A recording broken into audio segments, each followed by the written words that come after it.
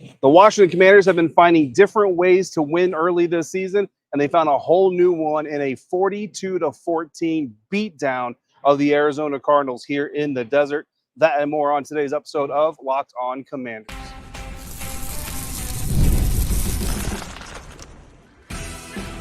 You are Locked On Commanders, your daily podcast on the Washington Commanders. Part of the Locked On Podcast Network, your team every day. And welcome in, everybody, to this live episode of Locked On Commanders, coming to you from the surface of State Farm Stadium here in Glendale, Arizona, where the Washington Commanders just got done beating the Arizona Cardinals by a score of 42-14. Locked On Commanders is part of the Locked On Podcast Network, your team every day, and I'm your host, David Harrison, credential member of the media covering the Washington Commanders for Sports Illustrated's CommanderGameDay.com. You also find me writing this season for WUSA9.com, the local DMV CBS outlet here in the, there in the DC area. We will be there very, very soon. Thank you for coming through for today's episode. All the everydayers out there, special thank you for you coming through every single day. Locked On Commanders is your daily podcast covering the Washington Commanders. If you haven't already, please subscribe on YouTube or wherever you are listening to tonight's episode, in which we are going to name 3 stars from the Week 4 win over the Arizona Cardinals. We're going to talk about how the Washington Commanders came running in the sand and ran away with a win. We're going to talk about the defensive identity being established, and that's what we're going to start it all off on with this recap of the 42-14 win for the Washington Commanders. If you want to get even more out of the Locked On Commanders podcast, all you got to do is become a Locked On Commanders insider, and you can join in on pregame insider Zooms like the one that we held Saturday. A lot of good turnout, fun conversations. Really enjoy doing those. You're also going to get texts during games, practices, press conferences. You're also going to get inside information, a whole lot of bonuses that go beyond the show. So again, join subtext.com/LockedOnCommanders to become an insider today. Today's episode is brought to you by Game Time. Download the Game Time app, create your account, use the promo code LOCKEDONNFL, and you will get $20 off your first purchase. So again, say it with me. Washington Commanders 42, Arizona Cardinals 14. They come into the game 3.5-point underdogs. The home team, Arizona Cardinals, are expected to win. Not as much as the Cincinnati Bengals were expected to win, certainly. And the result goes about as opposite as I think the Arizona Cardinals, their fans, and everybody local to here would expect it to do or expect it to go. And I think that where I want to start with this conversation, as many offensive performances as there were, another great performance by Jaden Daniels overall. Yes, he threw his first interception. We'll get to that here in just a little bit. But I want to hone in on the defense, because over the first 3 weeks of this season, the defense has been very porous. These players in the locker room, we talked to them, they'll admit it themselves to say that the secondary hasn't been all that good. Talked to Mike Sainer still after the game in the locker room, and he flat out said to me, so, these first 3 games, the secondary specifically, we haven't been up to the task. We haven't been doing what we need to do, and I'm paraphrasing here. But he said that tonight they felt like they were much better, much more organized, and much more effective. Now, we heard from Joe Witt Jr.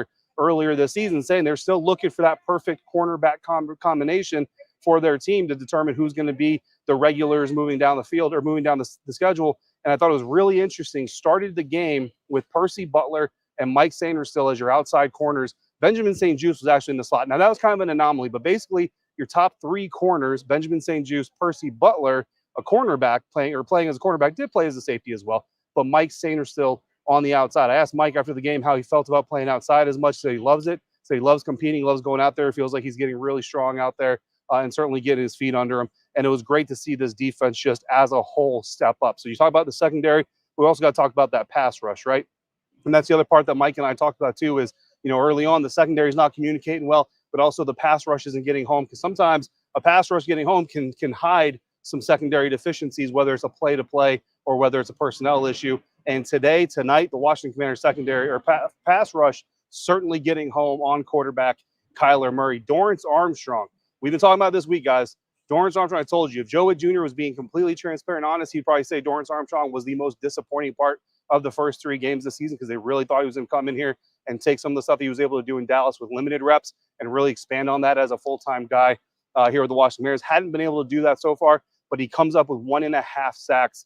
I'll tell you right now, some of us in the press box thought he should have got credit for 2 full sacks, but he comes away, at least as of right now. The NFL does have a way of adjusting these things, but as of right now, credited with 1.5 sacks. Jonathan Allen, defensive tackle, came up with a full sack.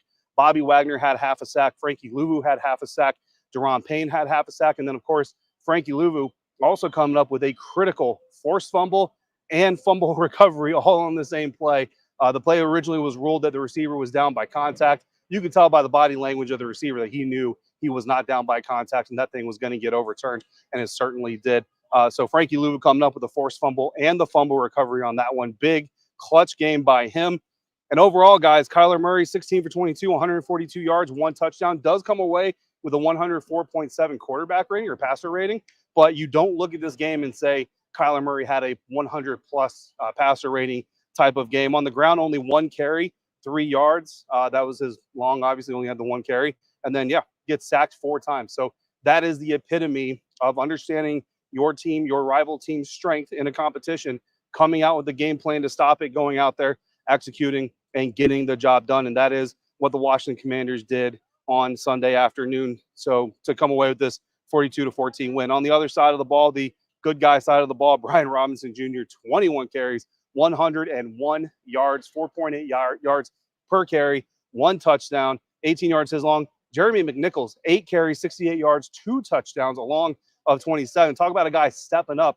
They talked all week about how you don't replace Austin Eckler, who had to miss this game with his concussion diagnosis, but you just kind of step up and hope that you can do something. Well, Jeremy McNichols certainly came in, looked the part, and to Jeremy himself, it's not going to be a surprise, right? He's a guy that we talked to during training camp in the preseason. He was on the program here, and he's always had confidence. I remember him going back to the Tampa Bay Buccaneers when he was drafted into this league, and he's kind of gone through some things. Well, going through some things and bouncing around the league a little bit also allows you to grow, allows you to mature. So when you have these opportunities as a third running back to become the second running back, and you're on a team where you're going to get burned. Like Brian Robinson's not going to get 30 carries. That's insane. So if you're Jeremy McNichols coming into this game, you're going to get opportunities. He took full advantage of those opportunities. Again, 8.5 yards per carry on the night here in Arizona, 68 yards, 2 touchdowns. And then Jaden Daniels contributing to the running attack, contributing to the Washington Commanders' ground dominance here in Arizona, 8 carries, 47 yards, and a touchdown for him.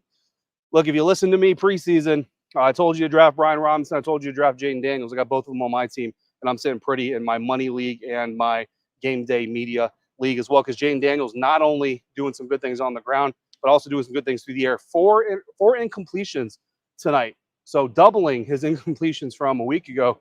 Ben Standing kind of jokingly asking Danny Quinn about, what do you do when your quarterback doubles his incompletions? Obviously, not too big of a deal. 233 yards, a touchdown.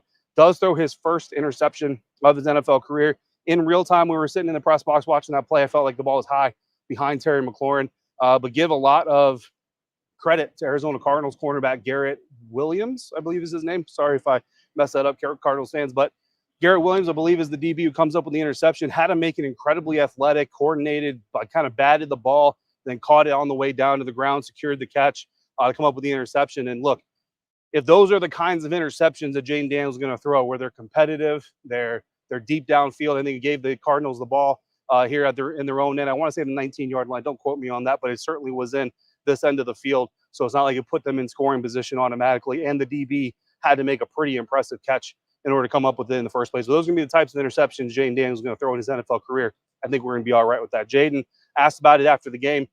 So that maybe he was just being a little greedy, right? Just kind of going up there for it. Terry McLaurin was certainly in double coverage. Budda Baker was also on the right side of him over top. And so even if he leads them, he's probably at least going to get Terry leveled pretty hard by a hit by Budda Baker. So good to see at least guys come away clean from it. The defense gets a 3-and-out. Commanders get the ball right back.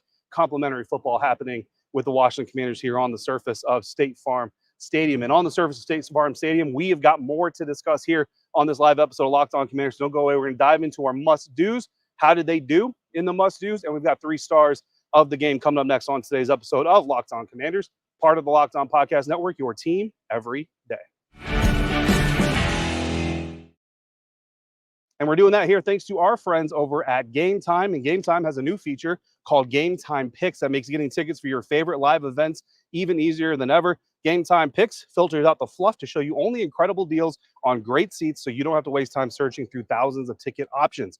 Curated deals make it easier for you to find the best price on great seats. For example, my Game Time Picks right now, getting ready to head back home. So I went ahead, I took a look at Washington, D.C. area, what's going on in the homeland, and I can see the Cleveland Browns visit the Washington Commanders next weekend, next Sunday, for $70 on GameTime.co. Or I can see the New Jersey Devils visit the Washington Commandos Capitals for $28 on October 12th. All in pricing. I toggle on that feature. It gives me all the pricing up front, so there's no surprises when I get to checkout. So take the guesswork out of buying game tickets, concert tickets, any tickets with Game Time. Download the Game Time app, create your account, use the code LOCKEDONNFL for $20 off your first purchase. Terms apply. Again, create your account, redeem the code LOCKEDON NFL for $20 off. Download Game Time today. What time is it? It's game time. Before the Washington Commanders, well, not before they came to Arizona. They're already in Arizona, but before they played in Arizona, we had our crossover Thursday episode. Alex Clancy of Locked On Cardinals and myself sat down on Wednesday night for our Thursday episode, and we lined up the matchup for everybody. And in that matchup, or in that episode, I outlined the 3 things that the Washington Commanders had to do in order to pull off a win in State Farm Stadium here tonight.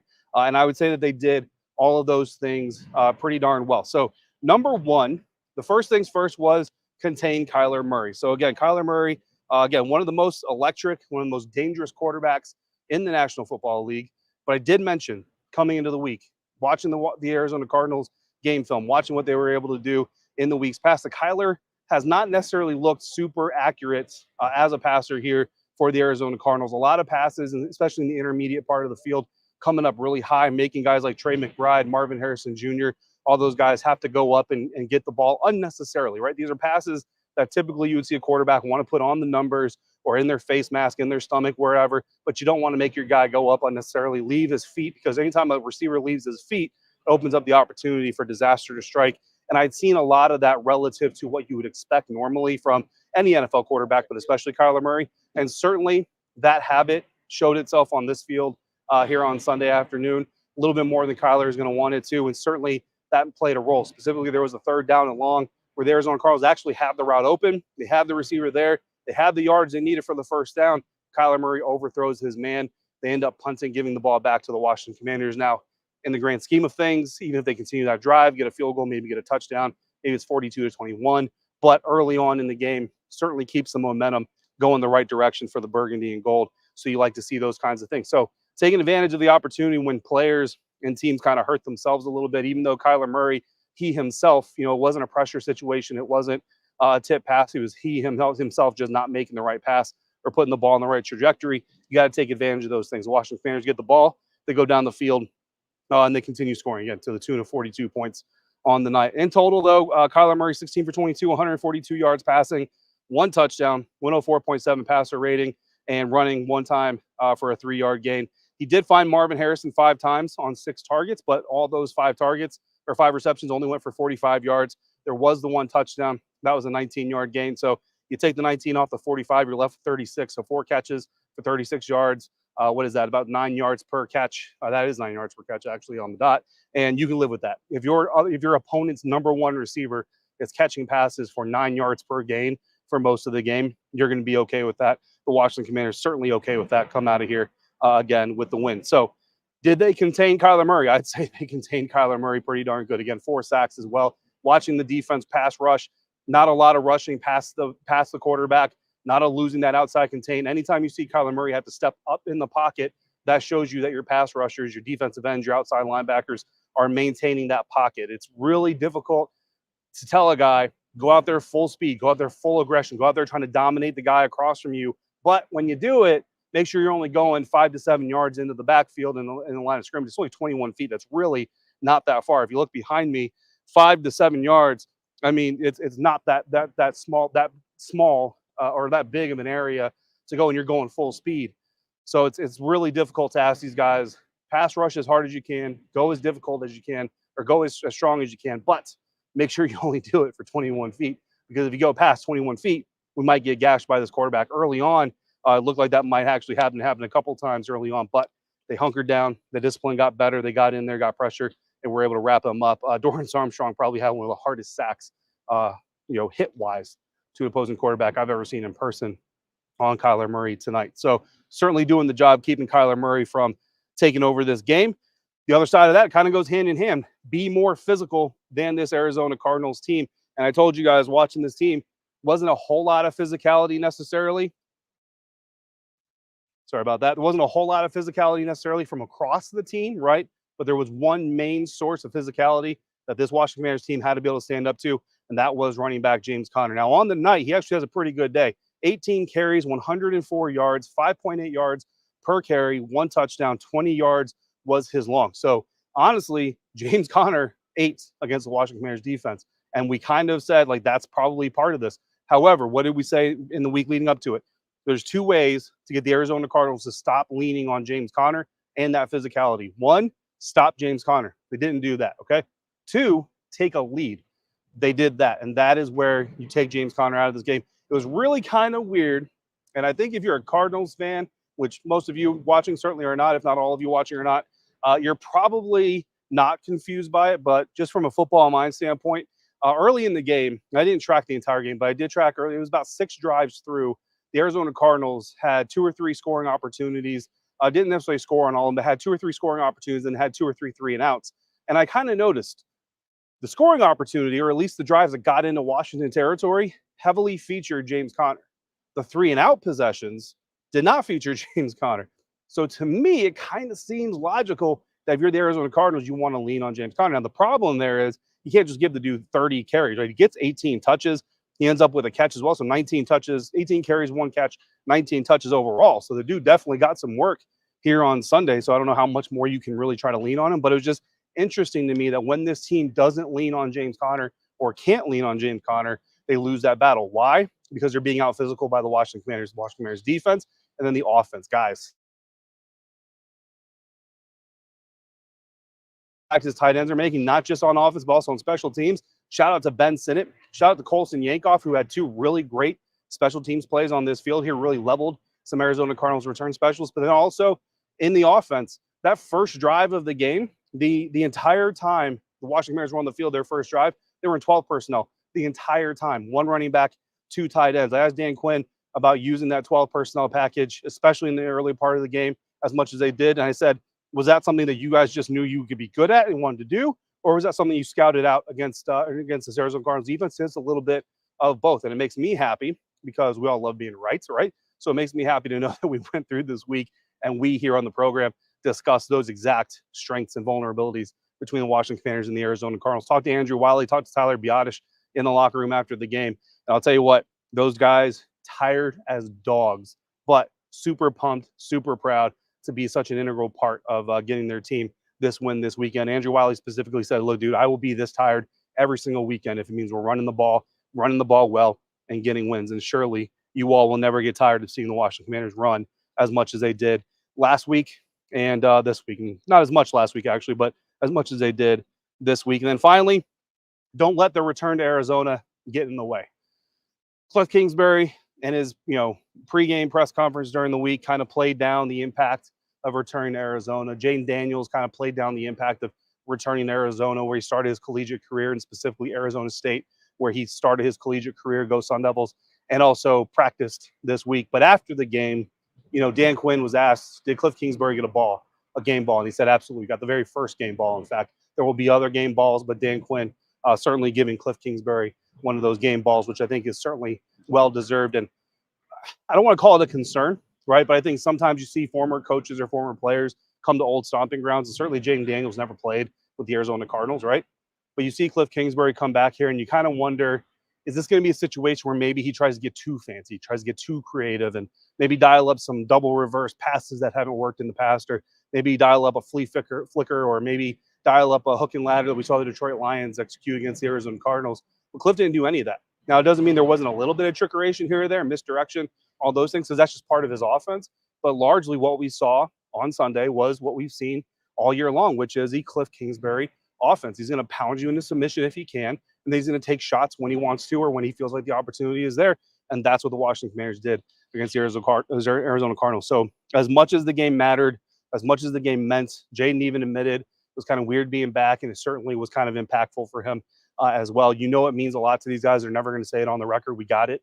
But when you understand the pressure that was on Cliff to come back here and kind of rewrite the ending to that story a little bit, really impactful thing and really impressive of Cliff to be able to kind of just weather the storm and just be him and call the game within his offense. And look, man, 42 points, nothing to shake a stick at, right? So Certainly some stars of the game. Cliff Kingsbury certainly worthy of a game ball. He's not going to get one of our stars of the game because we try to keep that on the grass here. So we're going to name our 3 stars of the game and our play of the day. Coming up next on today's episode of Locked On Commanders, part of the Locked On Podcast Network, your team every day.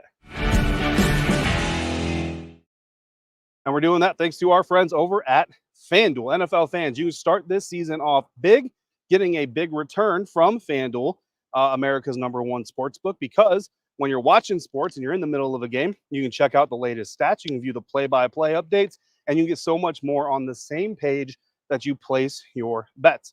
And you can get it all started this season with $200 in bonus bets guaranteed when you place your first $5 bet. So you place a $5 bet, it's your first one. Doesn't matter if you win, if you lose, if you draw, you get $200 in bonus bets for free, or guaranteed to play with for the rest of the season. Coming into the game today, the Commanders were 3.5-point underdogs. The over-under on the total point score was set to 48.5, down from 50.5 earlier in the week. I told y'all to take the Washington Commanders and those points. So if you did, and it was a $5 bet, it was your first $5 bet, congratulations on the win. You're also going to get the $200 bonus. If you took my same game parlay, unfortunately, we lost. But if it was a $5 bet and it was your first one, you're still going to get $200 in bonus bets. So take full advantage of the latest opportunity. Just go to FanDuel.com and download America's #1 sportsbook. Wrapping up today's live episode of Locked On Commanders, straight from the field here, State Farm Stadium in Glendale, Arizona. Thank you for everybody joining me here every day. Thanks for coming through, especially if you came through for our live game broadcast after the Cincinnati Bengals game. The internet much worse in Cincinnati. Video quality was not great. Audio came through just fine, so hopefully you at least got to enjoy listening to the episode, even if you're on video. Of course, if you're on audio, you enjoy listening to the episodes no matter what. But internet much more stable here in Arizona, so they got that going for them at least. And the play of the day, again, lots of options here. Typically, I stay away from scoring plays, but that 27-yard rushing touchdown by Jeremy McNichols, to me, just completely set the tone. Like before that, the game is somewhat close, right? Each team had 2 possessions, and for the Washington Commanders, it was their second possession.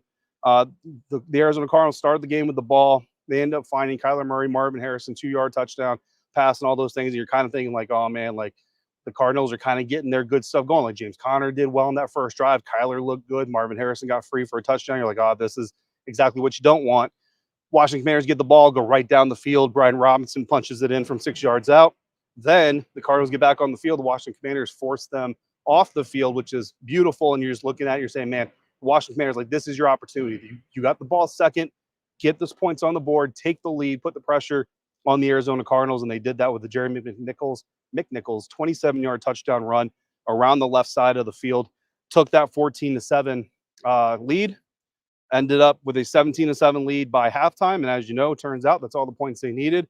Everything that happened in the second half was just for fantasy and for stat boxes. So Jeremy McNichols, 27-yard touchdown run, to me, play of the day. Plenty of options. So if you have a different play of the day yourself, by all means, let me know. I will be running a poll here on the YouTube page later on, either tonight or tomorrow, asking you guys to vote and to share your thoughts. If you do vote on any of the polls on our community tab, make sure you share why you voted the way you did, because some of those quotes are landing in CommanderGameDay.com Sports Illustrated articles, so you can get your opinions thrown down in Sports Illustrated. And if you have a regular username on YouTube, we'll throw your name in there. But if your name is like Super Sweetie 42, probably not going to throw your name in there, just saying. So, take that for what it's worth. Some other takeaways: Mike Sanders still, Percy Butler outside, Benjamin St. Juste again. I think it was a pretty good trio. Probably expect to see that trio going. Again, Noah Benogany played a lot of slots, so expect to see that moving forward. When Emmanuel Forbes got on the field, guys, I don't know if you noticed this on the game broadcast, but when Emmanuel Forbes was on the field, Kyler Murray was basically going right at him. It was really interesting to see, actually. It was very dramatic. So, that pretty much shows you what the rest of the league thinks of Emmanuel. We'll see kind of how he continues to come back moving forward. 3 stars of the game. I got to give an honorable mention to Frankie Louvu, because there's a lot of people deserving to be on this list. Cliff Kingsbury certainly deserving to be on this list. Jaden Daniels deserves to be on this list, but the only reason I'm not going Jaden is because I don't want to go Jaden every single week. So we're going to kind of go away from that just for this week at least, and we'll see how it goes down the line. But Frankie Louvu, man, certainly deserves to be on this list. Was all over the field. Again, the forced fumble, the fumble recovery, all those things. But I really wanted to give star number 3 to Dorrance Armstrong Jr. Why? Because Not that Frankie isn't deserving, or maybe even from a stat box and an individual game performance more deserving, but Frankie's kind of been doing his thing. And I know some Commanders fans have kind of been disappointed in the quote unquote lack of production from Frankie Louvu. But when you turn on the tape and you get beyond the stat box influences and you find out how he's disrupting opposing teams' pass plays, screen plays, things like that, Frankie Louvu has been incredibly impactful for this defense. And so I want to give Dorrance Armstrong a little bit of shine. Sack and a half here on the night. Really a big part of keeping Kyler Murray contained. Has played a big part in keeping the running ground attack as contained as it could be in the certain moments that it did. And I think Dorrance Armstrong Jr., again, probably a little bit of weight lifted off his shoulders tonight. Certainly Joe Witt Jr., happy to see that, I'm sure. We'll talk to Joe on Thursday like we always do with Dan Quinn, too. I asked him if tonight was kind of that, how big of a first step was that in establishing this team's identity, and he said it was a significant step. They still want to get takeaways, so they're clearly not done by a long shot. But Dorrance Armstrong Jr., star number 3. Star number 2, I'm going to cheat a little bit. I'm going to go the entire defense, right? So I just gave it to a defensive player, but I'm going to go the entire defense.